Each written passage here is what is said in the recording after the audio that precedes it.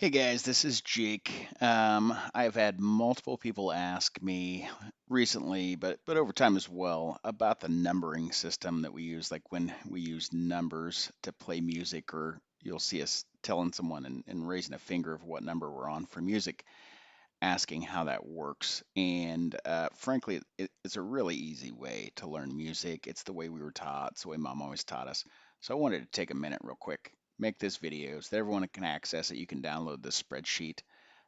I'm an Excel junkie, so you're going to get it in Excel, and I'll show you how it works here as well. It's a lot to just tell in passing, but if you're visual like me and you can see it on paper, it makes a lot of sense really quick. So kind of go through the motions here of how it works, and then of course let me know if you have any questions.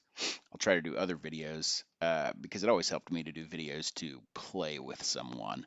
So we'll try to do videos where we do that. And I by no means am a good piano player. This is just theoretically. I am also can't read music, so it's in theory just on the numbers. I don't read music. I just use the numbers. It's what Mom taught us, and it's worked. And I probably won't go back at this point and do something different. So um, we're going to be in the key of C. C is easy. Start in C. A lot of songs are sang in C, especially in church. A lot of people sing in the key of C. And there are no black keys. So I've got lined out here. We're going to be in the key of C. Right here on line 7, you'll see all the notes, C all the way to C. I'll switch to the keyboard really quick just to show you, because that can be confusing. It can be very overwhelming, but no, there's multiple octaves, and so it's just the same notes over and over from this is a C note to this C note. In between those two notes, those are all of the notes there are, and then they just repeat each other. So going across that line, which I'll go back to, you have C, C sharp, D, E flat, E, F, F sharp, G, A flat, A, B flat, B, and then you're back to C, which is C note. It's just a different octave. I think I got all those right. So if I messed one up, forgive me, but that's basically how it works. So when you're going down the piano, this is what we just went down on the keyboard. C, C sharp, D, E flat, E, F, F sharp, G, A flat, A, B flat, B, and C. It goes right down your piano like that if you don't skip any of the keys going from one C to another. Sharps and flats, don't worry about right now. I got it up here in the corner. Sharp is the little hashtag.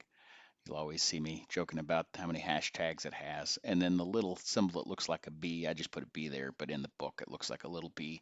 That's a flat. So whenever you see sharp, think up.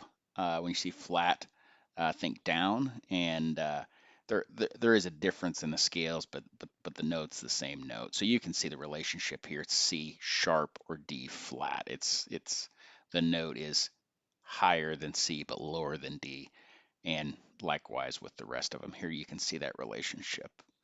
Don't concentrate on the sharps and flats right now. But working in C, so we are going to take first the C scale, which sounds scary, but it is not. Scale is 7 notes, and I've got them outlined here. It's in a pattern. I learned in patterns and numbers how to do these scales. So I could not recite the scales. It's just a pattern to me. I never went and learned that the C scale is C, D, E, F, G, A, B, C, although C is easy because there are no flats or sharps. But past that, I don't know any of the other scales. I just know that in the pattern, it is C is the first note. So here's your first number on the numbering system. We're in the key of C, so C is a 1, and that's the first note in the scale. Skip the first black key. The second white key is D, so that's our 2. And you skip that black key, and then you have E, F, skip the black key, and you get G, skip the black key, you got A, skip the black key, you got B, and then right next to that you should have the C again. So that should be all of the white keys. So this is a C scale, which is C, C, D, E, F, G, A, B, C. So going back to our keyboard here, the numbers I have below them is C, D, E, F, G, A, B, C. Or in our scale is 1, 2, 3, 4, 5, 6, 7, 8, or 1. All right, go back to our spreadsheet. So that's how the scale numbers work. That is important here. This foundation is good because past this you'll be able to make any chords and put keys together far past what my knowledge goes. But it's hard to understand how in the what you learn now this will be a foundation to make you more versatile in the future. So your chord, so chords are made up of 3 notes. It's kind of the root note, and I don't know what you'd call that. I guess the harmonies is what you'd call those. That could be wrong. Someone correct me if that's wrong, but the chord's made up of a 1, 3, and 5 note. So that's within the scale. We're in the same C scale, and I'm playing the C chord. I'll put that here. So this is a C chord, and that C chord is made up of a 1, 3, and 5 in the C scale. So back to our keyboard, if I want to play a C chord, that is 1, 3, and 5.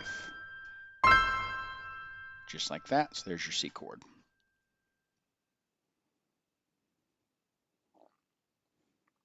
So there's your C chord. All chords are 1, 3, and 5. All the major chords for the purpose of what we are looking at now. The chords are 1, 3, and 5. So when I go to my C scale, if I want to know what the C chord is, it is 1, 3, and 5. It's the same on the guitar, same on the mandolin. It's a combination of 1, 3, and 5 notes. Um, there are exceptions to that, but for a foundation, that's basically what it is.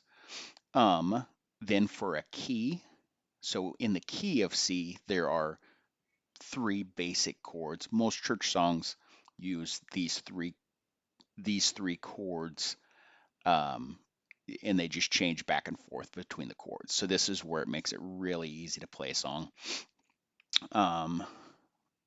which is uh, the 1 is C, so we are in the key of C. So the 1 chord is the key we're in. So since I'm in the key of C, 1 is the C chord. And then the 4 is the other chord. So the number 4, I'm up here. The 4 is an F in that scale. So there's a 4 chord.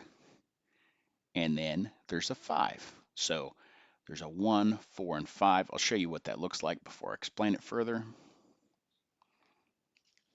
So in the key of C, play most songs that we go through with a C. That would be the 1 chord, look like that. Do an F, which would be the 4 chord, and a G, which would be the 5 chord.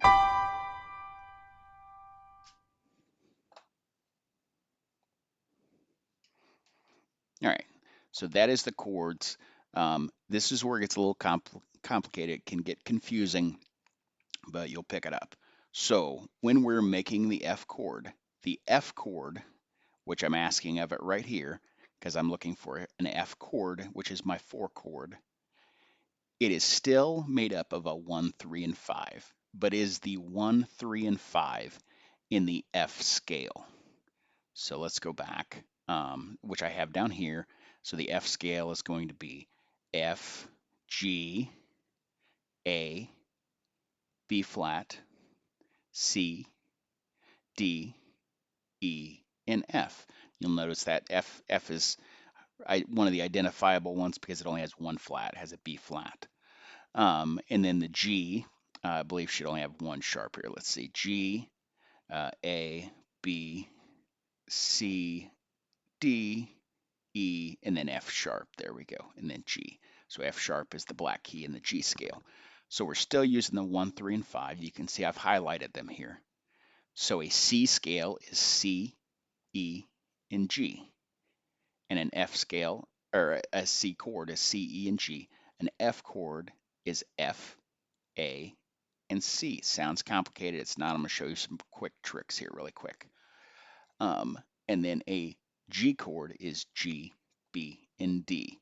So that's 1, 3, and 5 notes. That's a 1, 3, and 5 note. That's a 1, 3, and 5 note. And when I'm in the key, this is the 1 chord, the 4 chord, and the 5 chord. You can see how that kind of makes a matrix. 1, 4, and 5 is coming from 1, 4, and 5. That's how that works. All right, let's switch back over to the keyboard here and try not to mess this up for you. So once again, you get your C chord, which is C, E, and G. Get your F chord, which is F, A, and C. And you get your G chord, which is G, B, and D. And then, so those go together. The last thing I'll show you probably on this video here is your left hand. I'm not strong with my left hand. Some people are. Mom is really strong with her left hand. If you watch her play, she plays a lot of runs, a lot of boogies, and a lot of patterns with her left hand up and down the scale. I do not. I'm very simple. So while I'm playing a chord, say a C, with my right hand, I'll offset that with just the note of the C with my left hand. So a lot of times I'll rock back and forth between the C, which is the 1, and there's the G, that's the 5. So I'll play. It's really simple and it'll get you going really quick, which is.